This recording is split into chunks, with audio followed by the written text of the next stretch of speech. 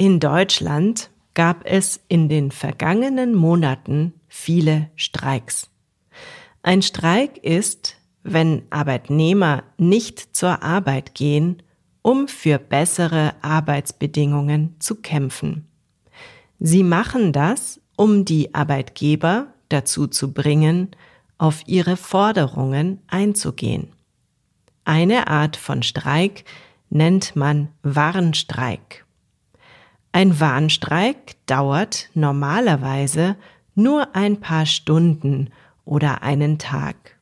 Es ist wie eine Warnung. Hey, wir sind nicht glücklich, aber wir wollen nicht für immer streiken. Aber wenn sich nichts ändert, könnten wir das tun. Für Aufmerksamkeit sorgten zuletzt vor allem die Warnstreiks bei der Deutschen Bahn. Worum ging es? Die Deutsche Bahn stand auf der einen Seite, die Lokführergewerkschaft auf der anderen Seite dieser Verhandlungen. Zu einem Warnstreik kommt es so. Erst gibt es Verhandlungen zwischen Arbeitgebern und Arbeitnehmern. Das sind sogenannte Tarifverhandlungen.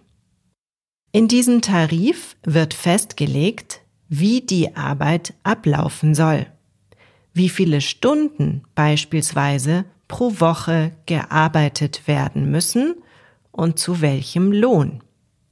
Jetzt kann es aber passieren, dass zum Beispiel der Arbeitgeber sagt, nein, ihr verlangt zu viel.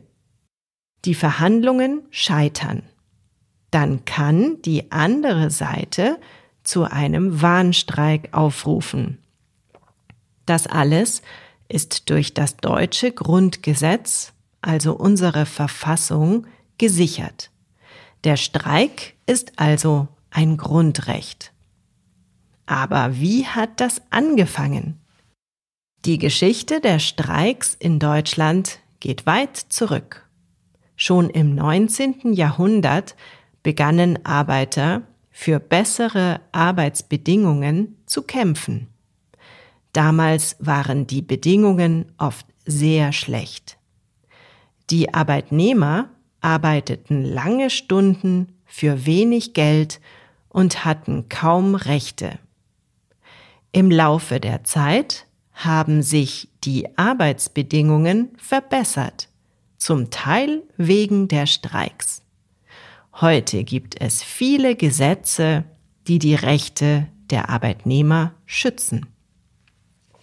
Die Streiks bei der Bahn haben jedenfalls viele Leute verärgert. Teilweise fuhren die Züge 2 Tage lang nicht. Es kam mehrmals im Jahr zu vielen Ausfällen. Eine Reise mit der Bahn zu planen, wurde schwierig, denn so richtig zuverlässig war das Verkehrsmittel durch die Streiks nicht mehr. Natürlich ist es verständlich, dass Bahnreisende genervt sind. Es ist aber trotzdem wichtig zu verstehen, dass Streiks in einer Demokratie wichtig sind. Sie können dazu beitragen, die Arbeitsbedingungen zu verbessern und die Rechte der Arbeitnehmer zu stärken. Du willst sicher wissen, wie der Tarifstreit zwischen der Bahn und den Lokführern ausgegangen ist. Am Ende waren nämlich beide Seiten zufrieden. Die Lokführer bekommen einen sogenannten Inflationsausgleich von 2.850 €. Dann wird ihr Lohn um insgesamt 420 € pro Monat erhöht. Und sie müssen in Zukunft weniger Stunden arbeiten, und zwar 35 statt 38. Das alles wird in einzelnen Schritten ausgeführt, also nicht alles auf einmal, aber nach und nach. Interessant finde ich, dass niemand zu der niedrigeren Arbeitszeit gezwungen wird. Wer möchte, kann bis zu 40 Stunden arbeiten und bekommt dann auch mehr Lohn. Jetzt ist also erstmal wieder Ruhe. Es gibt keine weiteren Warnstreiks. Der Tarifvertrag läuft bis Ende 2025.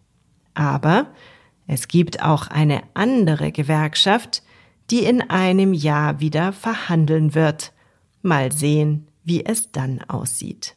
Das war Slow German, der Podcast zum Deutschlernen mit Annik Rubens.